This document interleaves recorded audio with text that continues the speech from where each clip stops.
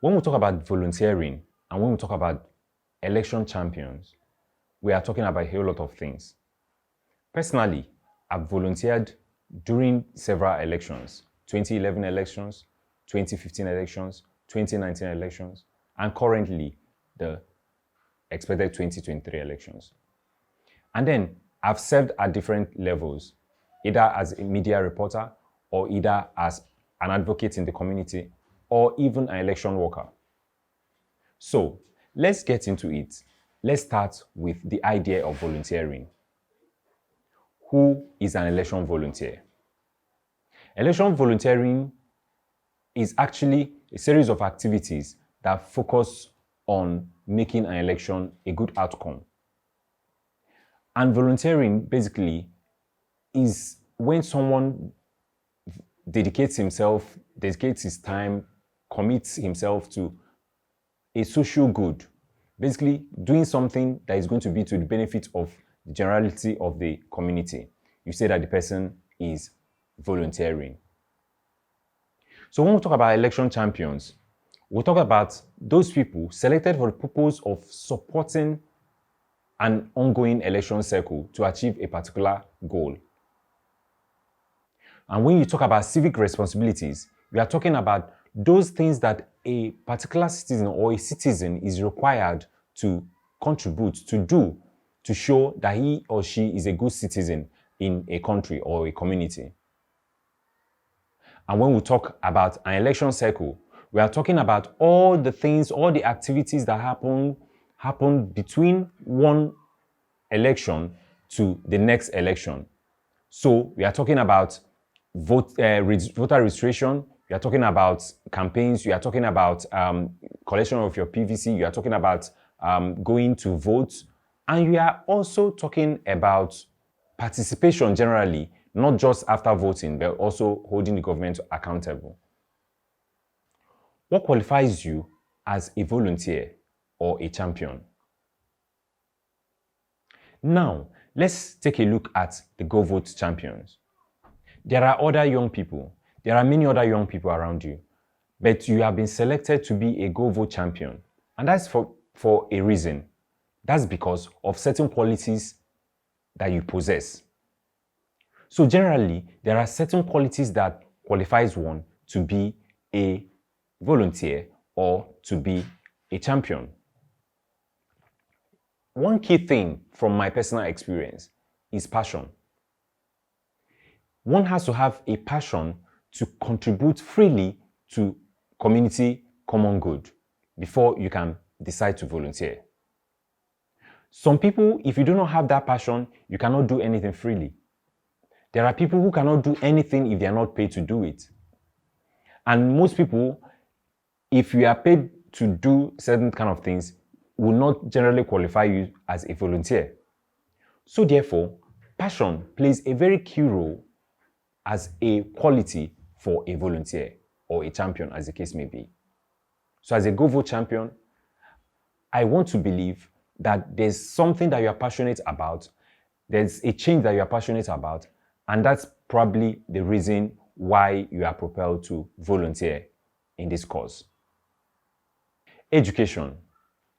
Education is not or might not be a key requirement to volunteer. You don't need to go to school or any kind of special school to volunteer in your community. In some cases, yes, education might be required.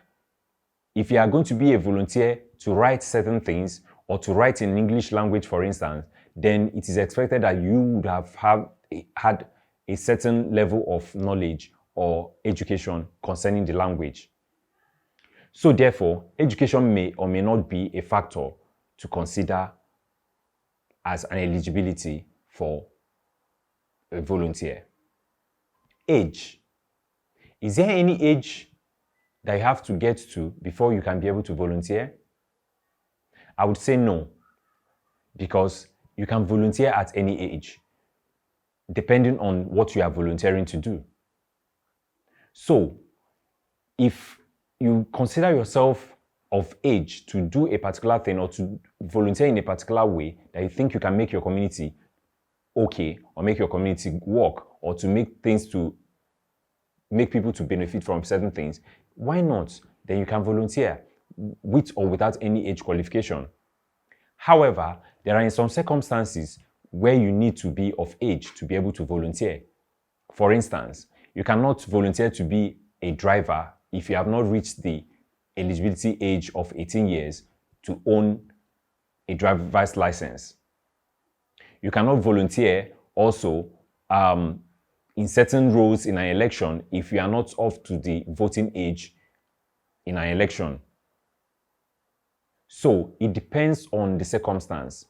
Age might or might not be able to determine your eligibility to be a volunteer. Political affiliations. Is political affiliation one of the considerations for volunteering? Yes and no. So the circumstance also determines this case. The reason is that if you are an election volunteer and you are a known person for supporting a particular party, or you are a known partisan person in a particular community, it might go to certain levels to influence some of the things that you are going to do as a volunteer, simply because people would view your actions as biased. So, political affiliations may or may not necessarily be a consideration. However, in certain cases where you think bias might be an issue, it is always good to declare political affiliations as a volunteer. So, another thing that qualifies you to be a volunteer would be your solution-based mindset. A volunteer is someone who usually looks for solutions to a particular problem. A volunteer is usually not that person who laments about things going wrong in a community without doing something. The solution-based mindset is usually good for a volunteer because you are there to make a change. You are there to bring about a change, a solution to a problem that you have seen in your community.